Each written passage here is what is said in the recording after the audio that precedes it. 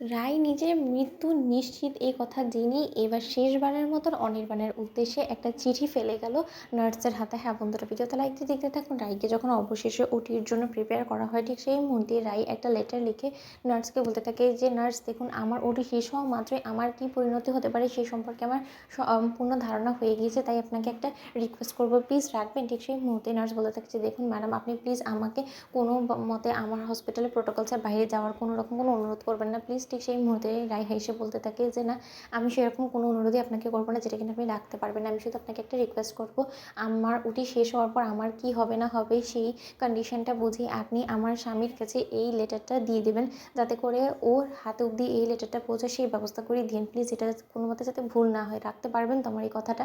অন্যদিকে নার্স বলতে থাকে যে হ্যাঁ ম্যাডাম, আপনি একদম টেনশন করবেন না, আর আপনি নিজেও তো বেরিয়ে এসে দিতে পারবেন আপনার হাজব্যান্ডকে, আপনি বরঞ্চ লেটারটা সাবধানে আপনার কাছেই রেখে দিন না। অন্যদিকে রাই বলে থাকে যে না ডক্টর, যদি না বের হওয়া হয়, আমার যদি অপারেশন থিয়েটারে শেষ নিঃশ্বাস আমি ত্যাগ করে ফেলি, তাই আমি আপনার ভরসায় এটা রেখে গেলাম। অন্যদিকে কথা বলা মতো যখন নার্সরা মিলে অবশেষে রাইকে অপারেশন থিয়েটারে নিয়ে, ঠিক সেই মুহূর্তেই ডক্টর সুভদ্রা বলতে থাকে রাইকে যে রাই, তুমি লাস্টবার যখন আমার কাছে চেক আপের জন্য এসেছিলে, তখন আমি তোমাকে কী কথাটা বলেছিলাম তোমার নিশ্চয়ই মনে আছে? এই গোটা বিষয়টা তুমি কেন এবার তোমার পরিবারের কাছ থেকে আড়াল করে গেলে, এবং সবথেকে বড় কথা, তুমি নিশ্চয়ই তোমার স্বামীকে এই বিষয়ে কোনো রকম কোনো কথাই বলোনি, তাই তো? কারণ অনির্বাণের কথাতে আমি সেটা স্পষ্ট বুঝতে পেরেছি। অনির্বাণ যেই একটা অ্যাপয়েন্টমেন্ট মিস করেছে, তেমনি তুমি সেই সুযোগটাকে কাজে লাগিয়ে অনির্বাণের কাছ থেকে সব কিছু লুকিয়ে গেলে। কেন করলে এটা বলো তো? এখন তোমার যদি কোনো কিছু হয়ে যায়, তাহলে এর দায়ভার কে নিবে? অন্যদিকে রাই বলতে থাকে যে আর আমার দায়ভার নিয়ে তো কোনো রকম কোনো লাভ নেই, কারণ সেই সময়টা তো চলে এসেছে যখন কিনা আমার সন্তানটা পৃথিবী আলো দেখে ফেলবে। এবার আমার সন্তানকে একবার পৃথিবীতে আমি আলো দেখিয়ে দিই, তারপরে আমি নির্দ্বিধায় এই পৃথিবী থেকে চলে গেলে আমার কোনো রকম কোনো আফসোস থাকবে না। অন্যদিকে ডক্টর সুভদ্রা বলতে থাকে যে তুমি এতটা অবাধ্য বলেই কিন্তু আজকে তুমি তোমার নিজের জীবনটাকে এতটা ঝুঁকির মুখে ঠেলে দিয়েছো, সেটা তুমি বুঝতে পারছো? তোমার কিছু হয়ে গেলে যে অনির্বাণকে কোনো মতেই বাঁচানো যাবে না, সেই জিনিসটাও তুমি অন্তত ভাবলে না।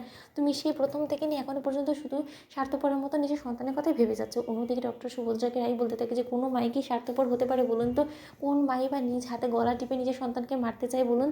ডক্টর সুভদ্রা, আপনি কী করেই বা এই কথাটা বলতে পারেন? আমি জানি যে আপনি আমাকে আগেই ওয়ার্ন করে দিয়েছেন যে আমার ডেলিভারির সময় আমার সঙ্গে যে কোনো ঘটনা ঘটে যেতে পারে, এবং আমার শ্বাসকষ্টের কারণে হয়তোবা আমি পৃথিবীতে আর নাও বাঁচতে পারি, কিন্তু সে সব কিছু জেনেও আমি অনির্বাণের কাছ থেকে এই গোপন করে গিয়েছি খবরটা এই কারণে, আমি কোনো মতেই চাই না যে শেষ সময়ে এসে এরকম কোনো কনসিকুয়েন্স আমাদের সামনে এসে দাঁড়াক, যখন কিনা অনির্বাণকে বাছাই করতে হবে, এবং সেই কনসিকুয়েন্স থেকে অনির্বাণকে বাইরে রাখার জন্য আমি সিদ্ধান্তটা নিয়েছি, এবং এটা আমার একার সিদ্ধান্ত, তাতে আমার কোনো রকম কোনো আফসোস নেই। আমার বরঞ্চ মনে হচ্ছে যে আমি যে ডিসিশনটা নিয়েছি সেটা সম্পূর্ণরূপে ঠিক ডিসিশন নিয়েছি।